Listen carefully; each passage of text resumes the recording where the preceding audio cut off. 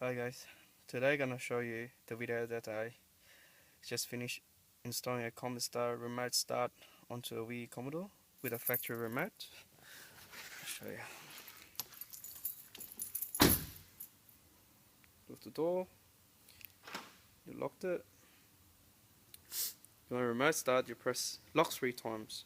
1, 2, 3.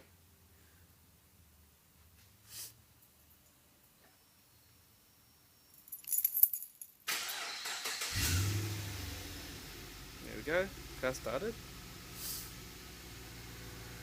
If you want to turn it off, you press the same button on the factory remote 3 times.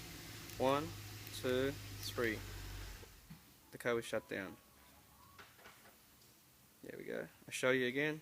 To remote start it through factory remote control. 1, 2, 3.